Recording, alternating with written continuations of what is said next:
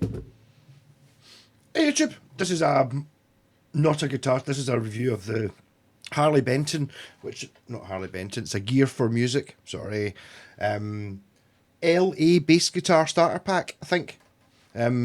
This is a slightly older one. I have to say that I much prefer this headstock to what the current one. The current ones have got that kind of a bit pointy, a bit like PV guitars. Don't like the look of it. It doesn't have to be perfect Fender for me, but that much nicer. They probably got a talking to, so this probably is a few years old. But yes, so I suppose starting with the pack thing, £150 for the pack. It's the pack I've got, which comes with a gig bag, which I was talking about in the other video, which is handy to have in a bass guitar. Maybe it is actually worth it now I think about it with the gig bag. But it's £110 for the bass on its own, or £150. I don't know if is that including delivery? Doesn't say. Got a 10-year warranty. Yeah, so you're talking about 40 quid for a strap. To be honest, I quite like this strap because I think it's really silly. Because basically this strap, what they've done is is that thing made? No, I thought it was embroidered. No, it's just printed on. But by printing Gear for Music on this strap, which must have cost money, they've actually made the strap worth less money than if it didn't say Gear for Music on it. It's written on it. It's kind of all the way around. So I quite like it. So you probably buy a strap. I don't know. Get a strap for a tenner or something like that. Maybe get a better gig bag than that for 30 quid. And the wee bass amp, which comes with it. If you watch my other video, I'll play through it for a wee bit. I guess it's better. It's an extra 50 quid. You're better trying to pick up a second-hand bass amp from somewhere, or just holding off. And I suppose you do need some sort of amp. It's kind of one of those things that's kind of maybe worth a tenner or something. Not really any more than that. So I'm playing through what the amp I would go for, which is the Roland Cube bass, micro bass, which is horrendously expensive. Well, not horrendously so. It's about 250 quid, something like that, which is a lot for a wee bass amp. But aside from getting something, if you can pick up something like that for a tenner or 20 quid, maybe something a bit bigger. The thing about this is though, it's really farty. It kind of, you can get sort of acceptable sounds if you've got the sound at kind of one, sort of, and as in like you can hear what you're playing. That's kind of it though. It's not really worth anything. It's a strange range. The reason I like the wee cube is, apart from the fact it sounds amazing, it's also battery powered, and it's got a drum machine in it, and it's got a tuner in it, and it's the sort of thing that, see a wee amp like that, you're basically going to use it until you can afford a better one. That one, that's the one you use in the house, and then you start gigging. You still keep that one for playing in the house, and then you buy yourself a big stupid amp for playing gigs with. But you just end up always having that. So that'd be like an amp for life. Nothing really to go out of date on it. But I just think it sounds great, and this bass is fantastic. What I've done, I now know, when I did the last video, I didn't know it cost 110 quid. 110 quid? Come on. Assuming it's this one. I'm quite upset with the headstock, because the headstock is really shit looking on that one, whereas this one must be a bit older, a bit rounder. But all I've had to do is I gave the truss rod a wee bit of a tweak. This isn't even new. This is a few years old. So I maybe didn't need a truss rod tweak when it was new. The pickup had been moved by somebody. There was a bit of foam in the back, like a mechanical thing, not something that you need to be a guitar tech to fix. Just basically the pickup was sitting kind of funny, so I took the strings off, unscrewed it, and pulled the pickup out, and realised that the bit of foam rubber behind it was just kind of in the wrong place, and it pulled the magnet off the back of the pickup as well. So I just kind of peeled it off and kind of put it back, and then put it in level again. Totally sorted it. Tuners are great. Fingerboard might even be rosewood, something like that. Not the highest grade of rosewood, but it's all right. Neck's really wide and flat, kind of like a Charvel or something. I'm really digging. The neck feels pure great up here. Feels like a 7-string guitar for some reason. And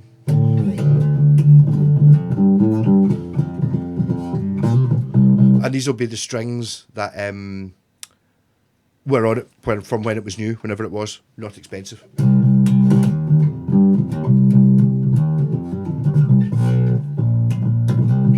going to suggest that I would suggest this as one to start with. Yeah, totally. I mean, okay, you could say they don't hold their value very well, so you can probably get them second hand for quite cheap, but it's £110 new.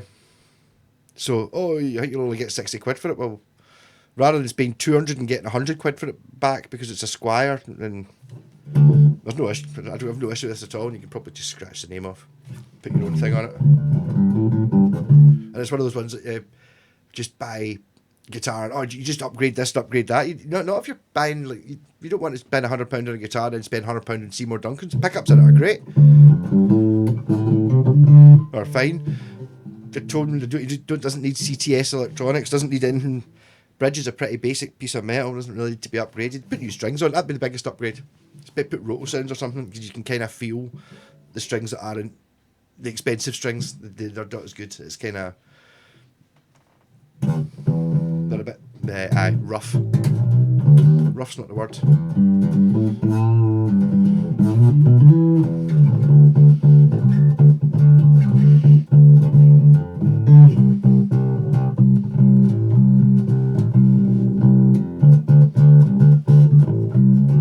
And I've intentionally chosen a sort of slightly fuzzy bass sound.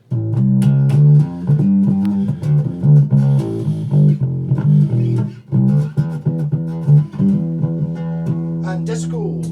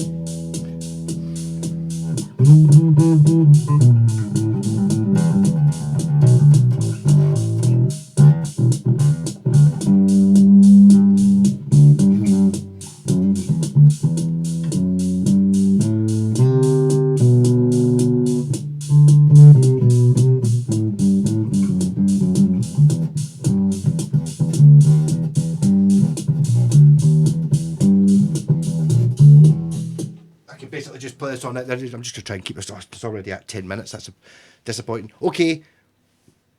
Rock on. Like and subscribe. I had a similar review to the Gear for Music 3/4 size bass. Buy this one. The 3/4 size bass. In fact, I'll be able to tell you, it wasn't that cheap. It wasn't much cheaper than this one, I'm pretty sure.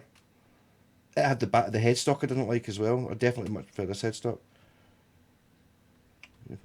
LA series, was it?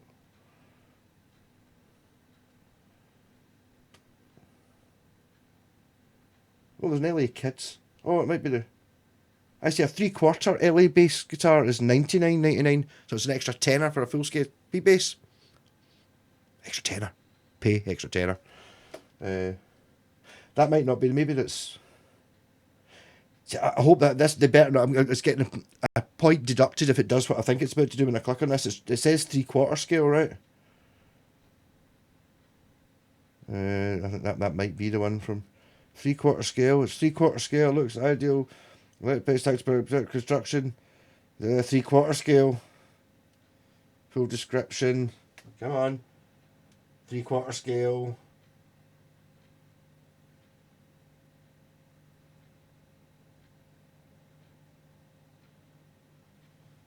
Three-quarter size, 770 millimeters. I've got a feeling the 770mm is not base scale. I've got a feeling that 770mm is the length of the entire guitar, isn't it? Oh no, maybe not. 770 would probably equate to, I don't actually have a 3/4 size.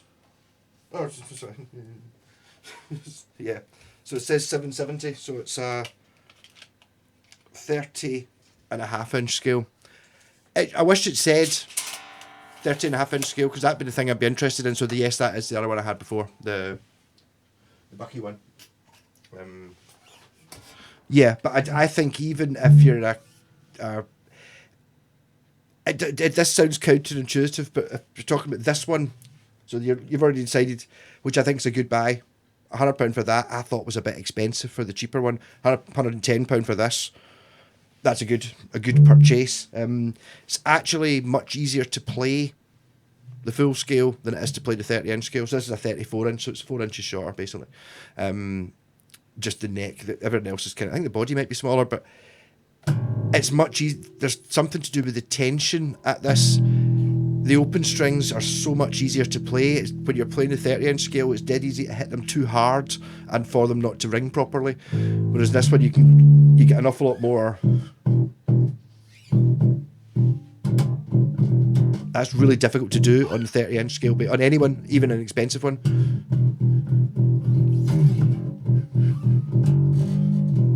Put some treble on if you wanted. Seems very distorted, doesn't it?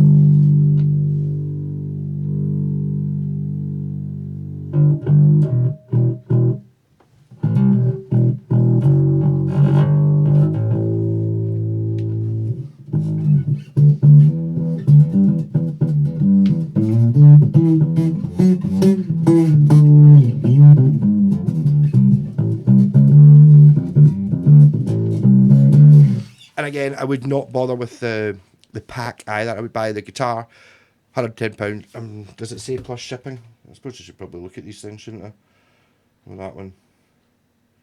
Pay with spending £150.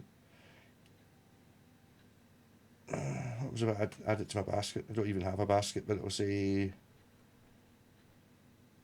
Okay, it's £6 delivery. So it's not. It's 100. £105, £110 or £120, even at that. This, I would say, is worth it.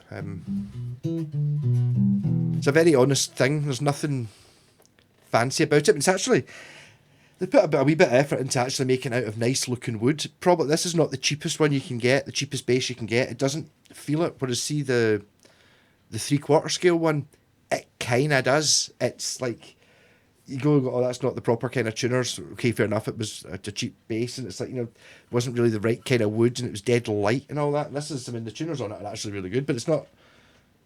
They look like decent tuners. The bridge is just relatively chunky looking for. It's just a Fender bridge. It's just a P bass. Love it. Rock on. Like and subscribe. This video might be out because the other one might still be uploading. Well, it's 13 minutes long. So there's my 5-minute video.